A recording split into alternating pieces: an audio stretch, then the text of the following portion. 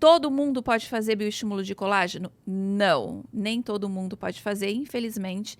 Algumas doenças autoimunes a gente não pode fazer o bioestímulo de colágeno. Então, o primeiro alerta que vem aqui é um paciente que tem doença autoimune, precisa Como, ter por a exemplo, liberação do médico, como doenças do colágeno, artrite reumatoide, como lúpus eritematoso sistêmico. Se você estiver com o equilíbrio da doença, estiver na fase latente da doença, controlada da doença, se o seu reumatologista te liberar, a gente pode pensar... Ele te dá essa liberação, né? Ele geralmente, quando tem um paciente que está em remissão da doença, eu peço a liberação do médico. Se for um paciente que tem muita vontade de fazer e foi uma doença muito leve, eu até converso diretamente com o médico que acompanha o paciente para a gente saber o grau da doença e avaliar o caso.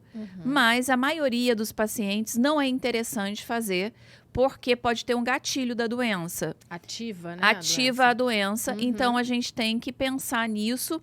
Então, por isso, gente, quando a gente fala em procedimentos, todo mundo fala assim, é tão simples, né? Não, não é tão simples. Então, nada disso. Nada disso, A gente precisa ter em mente que todo procedimento invasivo, ele precisa ser feito por um médico que tem capacidade e que sabe o que está fazendo, né?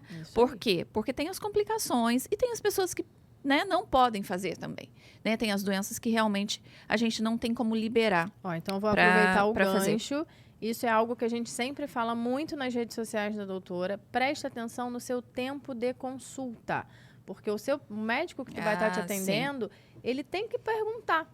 Exatamente, é o que a gente chama lá, histórico. a gente tem que saber muito bem. Primeiro, antes de fazer qualquer procedimento, o médico tem que fazer uma anamnese, tem que saber qual é a sua história patológica pregressa, quais as doenças que você tem, quais as doenças que a sua família tem, do que seu pai, sua mãe, se tem alguma comorbidade, não tem, se você tem ou não tem. O uso de medicamentos anticoagulantes também, a gente precisa suspender antes de fazer o procedimento. Um anticoagulante seria, por exemplo, uma aspirina. Uma aspirina, por exemplo, é um anticoagulante que geralmente pacientes que já tiveram infarto agudo do miocárdio ou que colocaram stent, eles usam ou coronariopatas, tem que usar contínuo. Então, a gente precisa suspender 7 dias para fazer tratamento cirúrgico ou para fazer tratamento invasivo. A gente precisa suspender essa medicação para poder realizar o procedimento e não ter um problema, criar um hematoma, fazer um hematoma, que é uma complicação que a gente não quer que tenha.